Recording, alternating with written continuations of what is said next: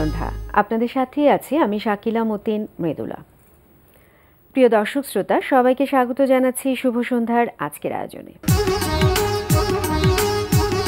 আজ শুভ সন্ধ্যায় থাকছে চলতে থাকা প্রদর্শনী, এনটিভি হাইলাইটস এবং সঙ্গীত শিল্পী সভ্যতার সঙ্গে আলাপচারিতা। প্রথমেই চলতে থাকা প্রদর্শনী।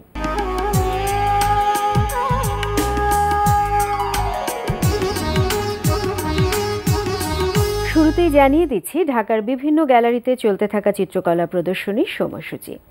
Cents of time by Jamal Ahmed শিরোনামে গুলশান 2-এর বেইজ এজ ওয়াটারের এইজ গ্যালারিতে প্রদর্শিত হচ্ছে একক চিত্রকলা প্রদর্শনী সকাল 10টা থেকে রাত 8টা। এই সময় প্রদর্শনী চলবে 25 নভেম্বর পর্যন্ত।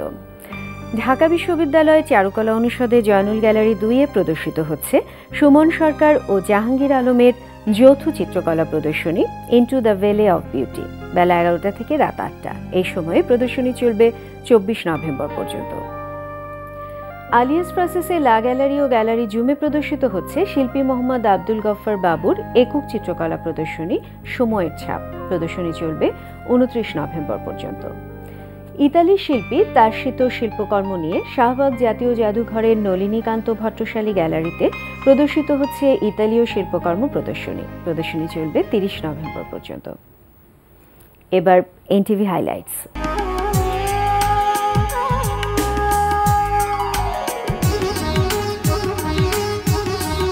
এবার জানিয়ে দিচ্ছি কি কি থাকছে এনটিভির রাতের অনুষ্ঠান সূচিতে। সন্ধ্যা 6:45 দেখবেন ধারাবাহিক নাটক লাভ অ্যান্ড কং।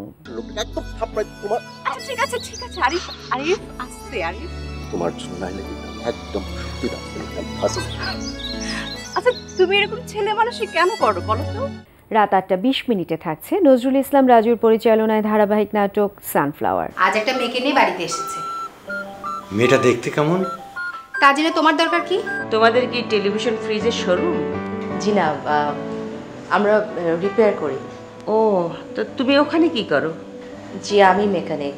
রাত 9টায় প্রচার হবে ইভান শাইরের উপস্থাপনায় জাহাঙ্গীর চৌধুরীর প্রযোজনায় অনুষ্ঠান বন্ধু তোমারই খোঁজে।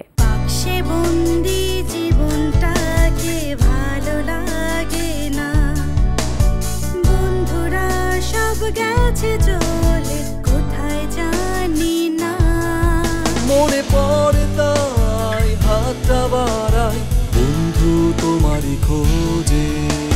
রাত 9:40 প্রচার হবে গোলাম সোহরাব দদুলের পরিচালনায় ধারাবাহিক নাটক সংসার। আমি জন্মাইছি এরকম। বিয়ের সাথে কি ছেলেখেলা নাকি? অফিস বিয়ের জন্য ছুটি দেবে না। আপনি স্টানম্যান? ওর কালচার একদম পছন্দ করি। গুচ্ছ গুচ্ছ প্রেম করব আমি। I can see in your eyes. রাত 11:30 সরাসরি সম্প্রচার হবে জোনায়েদ বিন জিয়ার প্রযোজনায় অনুষ্ঠান মিউজিক অ্যান্ড রিদম।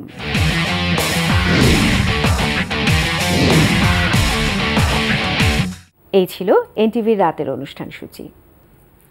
এবার আলাপচারিতা।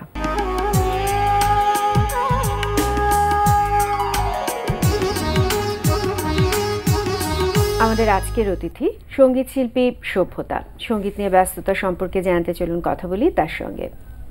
শুভ সন্ধ্যা। শুভ সন্ধ্যা। ভালো আছেন? জি। আপনার প্রথম একক অ্যালবাম তো খুব সম্প্রতি আমরা পেতে যাচ্ছি। জি। কেমন লাগছে? আমি খুবই চিন্তিত, আশাবাদী এবং নার্ভাস। অনেক কিছুর মিশ্রণ একসাথে। হ্যাঁ, অনেক কিছু মিশ্রণ একসাথে। অ্যালবামে কটি গান আছে এবং কার লেখা কার সুর? অ্যালবামে 6টা মৌলিক গান আছে, অরিজিনাল ট্র্যাকস, আর একটা ট্রিবিউট আছে, যে ট্রিবিউটটা আসলে আমরা রবীন্দ্রনাথ ঠাকুর, কাজী নজরুল ইসলাম এবং ডিএল রয়কে দিচ্ছি। আমি এই ট্রিবিউটটা আরও 1 বছর আগে ইউটিউবে রিলিজ করেছিলাম একটা ভিডিও, সেটা এখন অ্যালবামে অডিও হিসেবে বের করছি। এছাড়া বাকি 6টা গানই আমার লেখা সুর করা। সঙ্গীত আয়োজন করেছে সামিউল ওয়াহিদ, শারিন শারিয়ান আর আলিস্টার সরকার রাজ। কি ধরনের গানগুলো আছে? আসলে এক একটা গান এক এক রকম। গানগুলো আমি ছোটোবেলা থেকে গান বানাই, মানে 12-13 বছর বয়স থেকে আমি লিটারেলি গান বানাই, মানে পুরোপুরি একটা গান বানাই। দেখা গেছে আমার এক একটা ফেজে এক এক রকম মিউজিক শোনার প্রতি আগ্রহ হয়েছে। যখন আমি টিনেজ ছিলাম আমি অনেক রক শুনতাম, অনেক মেটাল, অনেক মানে পাঙ্ক রক টাইপের গান শুনতাম, তখন যে গান বের হচ্ছে সেটা ওই রকমই হচ্ছে। আর একটু বড় হওয়ার পরে আমার কাছে অনেক বেশি জ্যাজি ব্লুজি জিনিসপত্র ভালো লেগেছে, তো সেই ধরনেরও গান আছে। আরও বড় হওয়ার পরে আমার আরেকটু অন্য ধরনের গান পছন্দ হয়েছে, তখনকার গান সেরকম। তো এক এক বয়সের গান আসলে এক এক রকম হয়েছে। সো যে অ্যালবামটা শুনবে সে আসলে আমার লাইফ জার্নিটা দেখতে পারবে, লেখার ভাবেও সুরের ভাবেও। সব ধরনের গান শোনা এবং লেখার অভিজ্ঞতার মিশ্রণ বলা যায়। এক লাইফের এক এক ফেজে এক এক রকম আমার যেরকম ভালো লেগেছে ও ধরনের হয়েছে। প্রথম একক অ্যালবাম নিশ্চয়ই অনেক সময় নিয়ে ভেবে চিন্তে কাজটা করা হয়েছে। অ্যালবাম উদ্দেশ্যে কাজ করার বিষয়টা খুব বেশি দিন না, এক মাসে আমরা অ্যালবামটা রেডি করে ফেলেছি, কিন্তু এটা প্রসেসিংটা কিন্তু হয়েছে আজ থেকে আরও 10 থেকে 12 বছর আগে। যখন আমি চিন্তা করেছি I will be a musician, তখন থেকে আমার লেখা এবং সুর এবং নিজেকে ডেভেলপ করা এবং কিভাবে আমি আরও বেশি মানে প্রস্তুত হতে পারি ব্যাপারটার জন্য, সেটার কিন্তু প্রস্তুতি অনেক দিন আগে শুরু হয়ে গেছে। কিন্তু যদি অ্যাজ এ অ্যালবামের কাজের কথা বলা হয় সেটা 1 থেকে 1.5 মাস। অ্যালবামটা যেখান থেকে বের হয়েছে, কোথা থেকে বের হচ্ছে? এটা জিপি মিউজিক থেকে আপাতত লঞ্চ হচ্ছে, পরে 3-4 মাস পরে আমরা মেবি হার্ড কপি বের করব।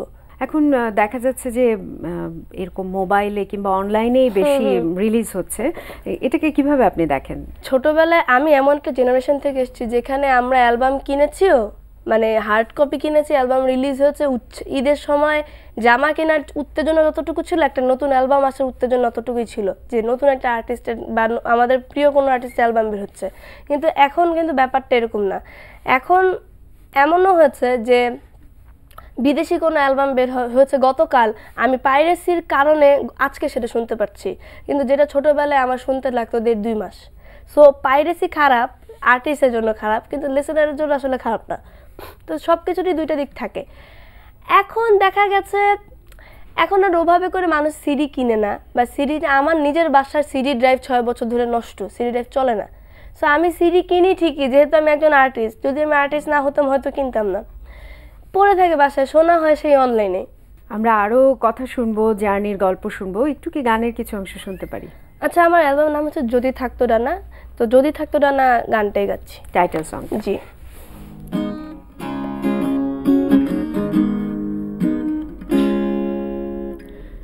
নিশ্চুপ বসে থাকা, আপন মনে কথা বলা, নিজের চিত্তে চিত্র আঁকা, অদ্ভুত একজন আমার কাছে আমার দেনা, সকাল সন্ধ্যা বেচা কেনা, একসাথে হেঁটে চলা আমরা দুজন, বাইরে নেই কেউ, দূর আকাশে মেঘের ঢেউ, উড়ে যেতে নেই যে মানা, যদি থাকতো ডানা।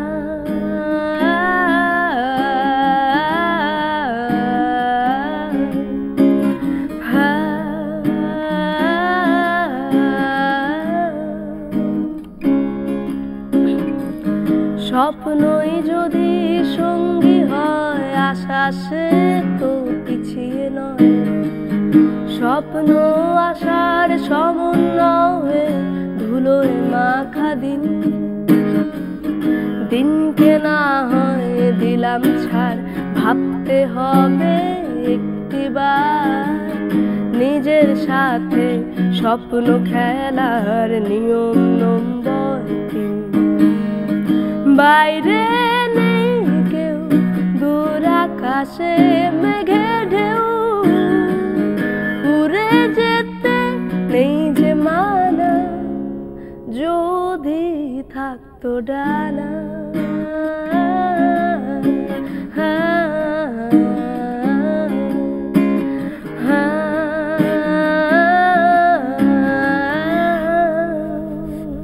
বাহ, খুব সুন্দর লিরিক, এবং সুরটার ভেতরেও একটা স্বাতন্ত্র্যতা বজায় আছে, খুব সুন্দর। এই যে গানের লিরিকগুলো আপনি যখন লেখেন তখন কি সুরটা মাথায় থাকে? লিরিকগুলো কোন ভাবনা থেকে আসে? যখন আমার যেটা ভেতরে অনেক বেশি, এমনিতে আমি খুব ইন্ট্রোভার্ট টাইপের মানুষ, আমার খুব একটা বন্ধু নাই বা কথাবার্তা বলার মানুষ খুব কম। যারা ক্রিয়েটিভ বেশিরভাগ ক্ষেত্রে এরকম হয়, আমি জানি না, যাই হোক, তখন আমার কিছু একটা বলার থাকলে সেটা আমি বলার থেকে লিখতে বেশি স্বাচ্ছন্দ্য বোধ করি। তো কখনো কখনো চিঠির মতো লিখি, কখনো কখনো লিরিকের মতো লিখি, অথবা কখনো চিঠিগুলার শব্দ মানে উল্টাপাল্টা করে লিরিকও হয়ে যায়। গানের মাঝেই বেড়ে ওঠা, বাবা ছিলেন একজন একেবারেই সংস্কৃতির মানুষ, তিনি নিজেই সঙ্গীত পরিচালক ছিলেন, সুর করতেন এবং তার একটি গানের স্কুলও আছে এবং ভাই বোনরাও সংস্কৃতি জগতে আছে। তো এই পরিবেশটা কতটুকু সহায়তা করেছে? আসলে এই পরিবেশটার কারণে কখনো ভাবতে পারিনি অন্য কিছু করব, কারণ এত বেশি ইনভলভ ছিলাম। ঘুমাতে গেলেও গান শুনতে হচ্ছে, গেতে হচ্ছে, ঘুম থেকে উঠলেও তাই হচ্ছে। পড়াশোনার জন্য কখনোই কোনো প্রেশার দেওয়া হয়নি, কিন্তু গান প্র্যাকটিস করতে বসে নিজে এই কারণে আমাকে প্রেশার দেওয়া হয়েছে। তো আবার কিছু লিখতে আমার ভালো লাগছে, বা সুর করতে আমার ভালো লাগছে, কিছু করছি, কিছু বানাচ্ছি, সেটাও সবাইকে শোনাচ্ছি, তারা ব্যাপারটাকে বুঝতে পারছে। ধরেন আমার অন্য যারা মিউজিশিয়ান ফ্রেন্ড আছে তাদের বাসার বাবা মারা বুঝতে পারছে না যে হচ্ছেটা কি, কিন্তু আমার বাবা একজন উচ্চাঙ্গ সঙ্গীত টিচার ছিলেন, তাও আমি মেটাল গান শুনতাম, জ্যাজ গান শুনতাম, সে অ্যাপ্রিসিয়েট করতে ব্যাপারটা, কারণ তার ওই নলেজটুকু ছিল। আপনি নিজেও তো উচ্চাঙ্গ সঙ্গীত নিয়ে পড়াশোনা করেছেন, অনার্স মাস্টার্স ঢাকা বিশ্ববিদ্যালয়ে, তো এই উচ্চাঙ্গ সঙ্গীত নিয়ে নিশ্চয়ই কাজ করার ইচ্ছা আছে। আসলে আমি কতটুকু আমি শিখেছি, কতটুকু ধারণ করতে পেরেছি এটা একটা কথা। আমি শিখেছি, আমি মানে থিওরিটিক্যালি ভালোই জানি, থিওরি পড়তে আমার খুব ভালো লাগতো, কিন্তু উচ্চাঙ্গ সঙ্গীত গায়কের একটা ব্যাপার আছে, সেটা ধারণ করার একটা ব্যাপার আছে। আমার যে প্র্যাকটিস, আমার যে লিসেনিং, সেটা উচ্চাঙ্গ সঙ্গীতের সাথে আসলে মানানসই না। কিন্তু যদি আমি চাই যে কিছু একটা করব, সেটু জ্ঞান অতটুকু আমাকে দেওয়া হয়েছে। আমি যদি চাই তাহলে আমার আবার কয়েকদিন প্র্যাকটিস করতে হবে, নিজেকে নিয়ে বসতে হবে, ভাবতে হবে, বানাতে হবে। অবশ্যই খুব ভালো লাগলো যে একেবারে পরিপূর্ণ ধারণা আছে নিজের সম্পর্কে, এবং সেটা কিন্তু খুব জরুরি, যে আমি কতটুকু পারবো এবং কতটুকু আমার দ্বারা সম্ভব। আপনি যেটা বললেন যে উচ্চাঙ্গ সঙ্গীতের বেসিকটা যদি জানা থাকে তাহলে সম্ভব, যদি আমি চাই। এবং আপনি নিজে এখন আপনার বাবার স্কুলটা চালাচ্ছেন, সেক্ষেত্রে নিশ্চয়ই সেটাও সাহায্য করছে। আমরা উচ্চাঙ্গ সঙ্গীতই শেখাই, রবীন্দ্র নজরুল ক্লাসিক্যাল ওয়েস্টার্ন ভোকালাইজেশনও শেখাই।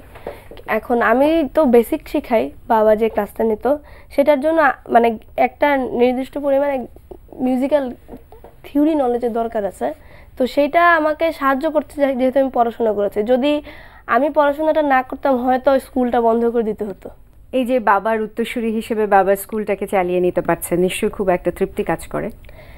ভাল লাগে, অনেক কিছু শিখতে পারি, কারণ বাচ্চারা অনেক আপডেটেড, আমি এত আপডেটেড না, ওদের থেকে অনেক কিছু শেখার আছে। ওরা কি গান শুনে আমি জানি না, হয়তো ওদের সাথে না মিশলে আমি এখন যতটুকু জানি ওইটাও জানতাম না।